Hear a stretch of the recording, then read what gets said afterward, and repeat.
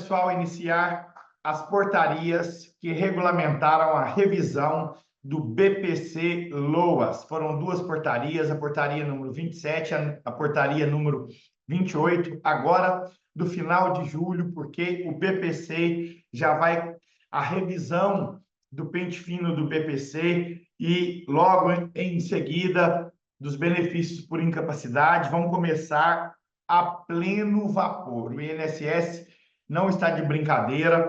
O governo encontrou um aumento de pagamento no BPC no último ano de 30%, chega a estar entre 20% a 30%, e tem muita fraude. Então, o governo vai fazer essa revisão para pagar o BPC a quem deve ser pago e deixar de pagar a quem não deve ser pago. Então, vamos ficar muito atentos, porque vai ser uma excelente plataforma de serviços que vai abrir para todo mundo que atua na área previdenciária. É importante estar ligado nas modificações, na regulamentação do INSS, para você saber como que você vai trabalhar nesse sentido. Então, essa portaria número 27, ela foi publicada no dia 26 de julho, e ela regulamenta aqui aqueles casos em que a pessoa não tem o cadastro único ou deixou de atualizar o cadastro único. Então, aqui, os beneficiários do BPC, quando não estiverem inscritos no CAD único para programas sociais do governo federal, ou quando estiverem com o cadastro desatualizado há mais de 48 meses, deverão regularizar a situação nos seguintes prazos, contados a partir da efetiva notificação bancária ou por outros canais de atendimento. Então, por incrível que pareça, ainda tem pessoas recebendo o BPC-LOAS sem estar inscrito no CAD único. O mais comum é esse cadastro estar desatualizado. A pessoa deve ir ao CRAS o mais rápido possível. A pesquisa pode ser feita no Meu INSS pelo CPF do beneficiário, sem a necessidade de senha. Então, se você tem algum cliente que recebe BPC, você pode estar fazendo essa pesquisa. Você entra no Meu INSS, vai lá embaixo, na parte que você entra sem necessidade de senha, está lá a revisão do BPC. Você clica pelo CPF do seu cliente, você pode estar fazendo a pesquisa se o seu cliente é alvo ou não da revisão do pente fino do BPC. Então, aqui, 45 dias para municípios de pequeno porte, 90 dias para municípios de médio e grande porte, com população acima de 50 mil. Tem essa diferença de prazo, se seu cliente morar em uma outra cidade. Após a notificação, terão esse prazo para regularizar sua inscrição no CRAS, né? Foi notificado, tem esse prazo aqui para ir no CRAS e regulamentar a sua inscrição lá no CRAS, sob pena de suspensão do benefício. Na falta da ciência inequívoca da notificação bancária ou por outros canais de atendimento, o crédito do benefício será bloqueado em 30 dias após o envio da notificação. Nesse caso, o INSS emite um edital e começa a contar o prazo. Ou seja, o INSS notifica, não achou a pessoa, não encontrou a pessoa. Então, ele lança em edital e ali ali já bloqueia o benefício do cliente. E aí ele tem o prazo dos 45 ou dos 90 dias, a depender de morar em cidade com menos ou mais de 50 mil habitantes, para regulamentar o benefício, para regulamentar a sua inscrição no CRAS. Regulamentando dentro desse prazo, ele vai receber tudo direitinho, inclusive com os atrasados. O não cumprimento disposto no caput implicará na suspensão do benefício, desde que comprovada a ciência inequívoca da notificação. O beneficiário poderá realizar a inclusão ou atualização no cadastro único até o final do prazo de suspensão, sem que haja prejuízo no pagamento do benefício, Nesse prazo, é pago todo o valor bloqueado, o beneficiário não tem prejuízo, paga todo atrasado, conforme eu já disse. A relação dos beneficiários será disponibilizada às gestões municipais e distrital para a realização de ações prévias. Então, o que significa isso aqui? Vai sair a listagem e vai ser remetida para os municípios comunicarem às pessoas antes da notificação do INSS para evitar filas e congestionamento lá no CRAS. Então, os municípios vão entrar com medidas de comunicação, de publicidade, chamando as pessoas que não estão inscritas no CRAS ou que está com o cadastro desatualizado para ir lá fazer a sua inscrição. Caso o beneficiário não realize a inclusão ou atualização cadastral nos termos do caput, a suspensão terá efeito a partir do pagamento do mês subsequente ao final dos prazos estabelecidos nesse artigo. Então, os prazos de 45 ou 90 dias, a depender da cidade, no mês subsequente, o benefício já é suspenso. Então, pessoal, notificou, passou o prazo de 45 dias ou de 90 dias, a depender de cidade, menos ou mais 50 mil. A pessoa não fez o registro no CRAS, aí o benefício é suspenso. O beneficiário poderá solicitar ao INSS a reativação de seu benefício, caso tenha realizado a inscrição ou atualização no cadastro único até o fim do prazo de suspensão. Se o benefício foi suspenso, notificou, não achou a pessoa, bloqueou-lhe o benefício, ou se ele foi suspenso por qualquer forma, dentro do prazo limite, ele vai lá e regulariza no CRAS, dentro do prazo dos 45 ou 90 dias, a depender do município que ele mora. Ele vai e pede a reativação através do meu INSS, lá nesse login, revisão de benefício.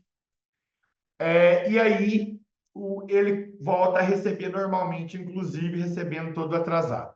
No caso em que o INSS bloquear e a pessoa tiver feito a regularização no CAD único dentro do prazo, vai ter a opção no meu INSS e basta requerer a reativação, que o INSS pagará todo o atrasado. A reativação do benefício implicará o pagamento de todos os valores devidos durante o período em que a emissão do crédito esteve suspensa. Como dito, pagará todo o atrasado. Então, o Ministério do Desenvolvimento e Assistência Social, e Combate à Fome e o INSS adotarão medidas para ampla divulgação desta portaria, podendo editar atos complementares conjuntos para casos omissos excepcionais. Vai vir muita norma por aí. Nós já vamos entrar na portaria 28 agora. Com relação a isso aqui, a próxima portaria é a operacional do INSS. Vai ter mais portarias, inclusive sobre os benefícios por incapacidade. Então, fica atento, pessoal. A revisão do pente fino começa, o INSS vai regulamentar tudo. O mais importante, o que é o mais importante? O mais importante de tudo é você estar atento para resolver isso tudo administrativamente. Então, pessoal, agora nós vamos ver a portaria número 28. Essa portaria regulamenta a questão do BPC-LOAS. Ela institui o registro biométrico, dentre outras situações.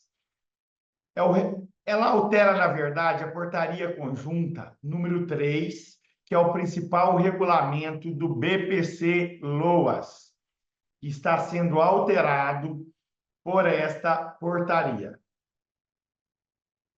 Então, a portaria conjunta número 3, de setembro de 2018, passa a vigorar com as seguintes alterações.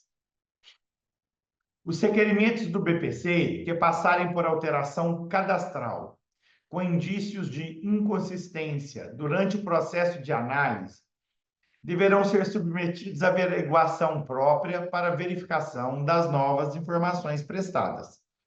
Então, quando a gente entra com requerimento de BPC, se teve alterações cadastrais lá no CadÚnico, o sistema vai apresentar uma crítica e o servidor vai analisar isso com um critério diferente, podendo tomar algumas medidas. Então, foi inserido esse artigo 5A, né, artigo 5º-A, e é o benefício com maior índice de irregularidades e fraudes, inclusive por quadrilhas criminosas, o BPC. A despesa do LOAS aumentou muito, em decorrência do envelhecimento e empobrecimento da população e por muitas fraudes. O pente fino é uma imposição de lei e ele tem que ser feito anualmente. Aumentou cerca de 20% a 30% a despesa com pagamento de LOAS no último ano. Deve ser pago a quem realmente precisa, porque é imprescindível para que se faça justiça social no país. Houve uma especulação e até pressão por parte da mídia representativa do poder financeiro para desindexarem o BPC do salário mínimo, mas o governo não cedeu. A medida tomada foi esse pente fino, com todas essas medidas, inclusive com a implantação da biometria que nós vamos ver. Então, quando entra com requerimento e o sistema apresentar alguma crítica, o servidor não vai poder deferir o benefício de imediato, vai ter que ter uma análise específica para ver se é caso de fraude ou não. Então, possivelmente, já colocar no sistema, se tiver qualquer alteração lá, eles definem as questões, né, de alterações ali no CadÚnico, para ter uma atenção a mais na hora da análise do BPC. Ao requerente ou seu responsável legal será solicitado o regime biométrico a partir de 1º de setembro de 2024. Então, o que acontece? Olha o que acontece. Primeira coisa,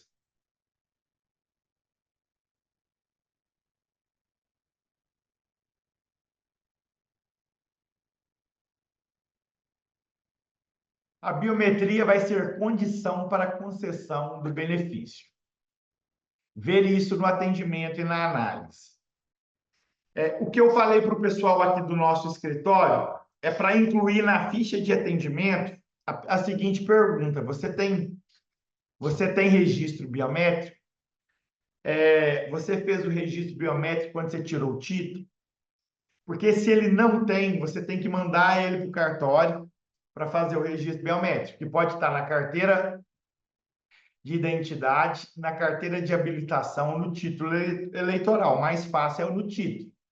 O título eleitoral já exige a biometria, já a identidade nem todos os estados exigem, a CNH nem todos os idosos têm. A maioria já tem em razão do título e quem não tem é só fazer no cartório eleitoral. A norma foi silente quanto à biometria para requerimentos ativos, prevendo a exigência somente para os novos requerimentos a partir de setembro. Pode ser que venha a regulamentação pedindo para quem recebe benefício fazer a biometria. Vamos ver as próximas portarias. Mas aqui a prática é essa, já no atendimento inclui aí, toda vez que você for fazer o atendimento de um BPC LOAS, você tem regime biométrico? Se não tiver, manda fazer. Porque senão você vai ter uma surpresa lá na hora. Benefício indeferido para requerimentos a partir de 1º de setembro de 2024. Na impossibilidade do registro biométrico do requerente, ele será obrigatório ao responsável legal. Aqui, no caso de menor, de tutores e de curadores, quem faz o registro biométrico é o representante legal. O cruzamento de informações será realizado mensalmente pelo INSS para verificação da manutenção do critério de renda do grupo familiar e do acúmulo do benefício com outra renda constante em base de dados dos órgãos da administração pública disponíveis No caso da pessoa com deficiência, da renda decorrente do exercício de atividade remunerada. Então, teve essa alteração aqui no artigo 23. O INSS e o governo sempre têm trabalhado para aprimorar esses cruzamentos de dados, combatimento no CadÚnico, no CNIS, etc. O que acontece?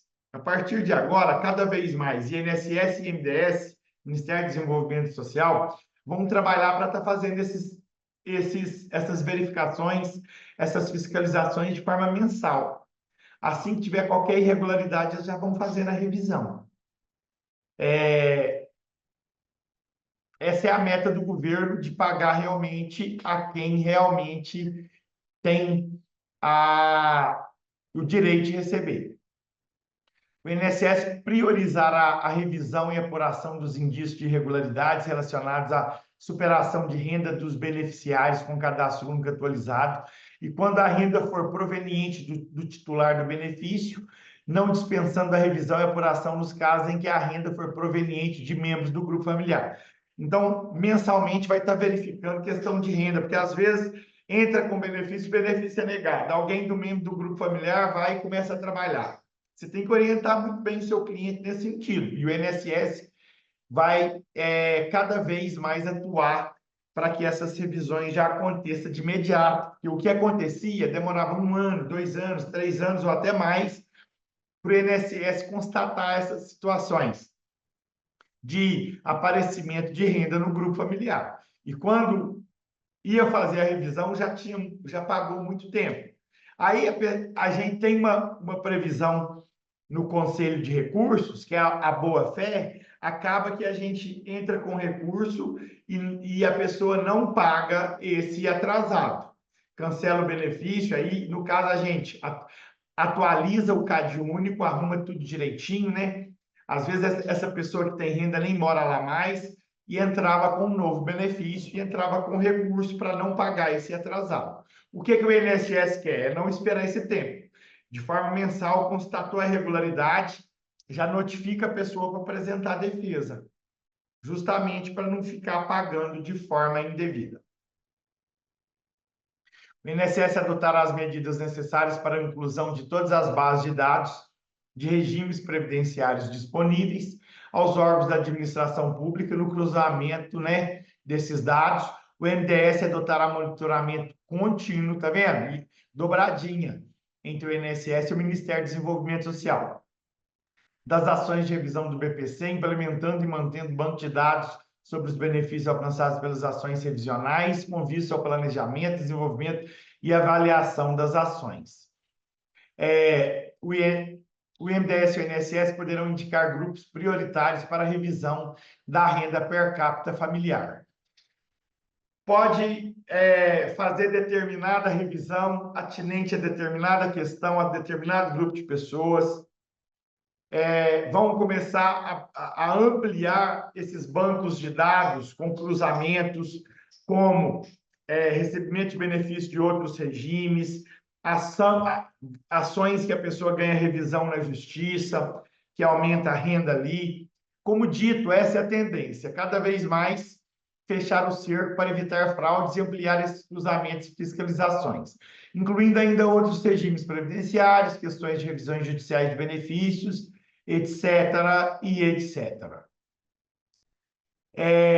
Preferencialmente, a comunicação da notificação, sempre que houver, será por rede bancária. Mas houve essa modificação porque antes era só pela rede bancária, agora é preferencialmente. E mudou isso aqui também. Além do INSS, outro órgão, a partir de agora, pode começar a fazer a revisão do pente fino. O INSS deverá enviar mensalmente ao INDS lista com benefícios que se encontram com bloqueio cautelar. Bloqueio acontece notificação para apresentar defesa que não foi apresentada, aí bloqueia, né, com indício de irregularidade, ou no caso de quadrilhas com CPF fantasmas, tem a previsão na legislação do bloqueio cautelar. Todo mês essa listagem vai para o INDS. Então, feita a verificação da renda, além do limite estabelecido em lei, será suspenso o benefício, observada a legislação específica. deve ser respeitado o procedimento de defesa.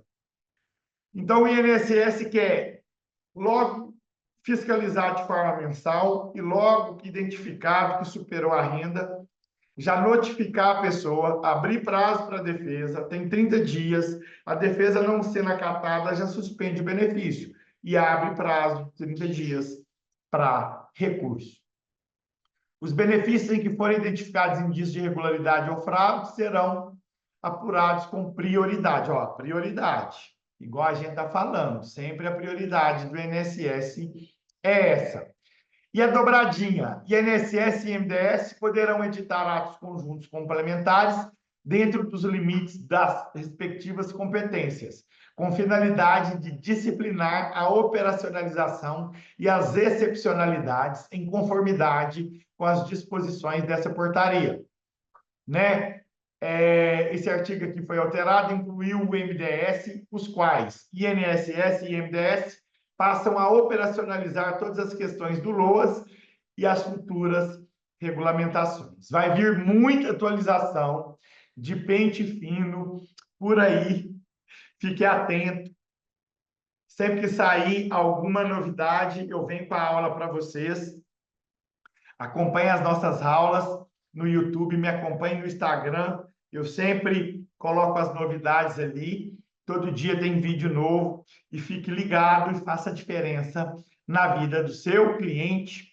Muito obrigado e até a próxima.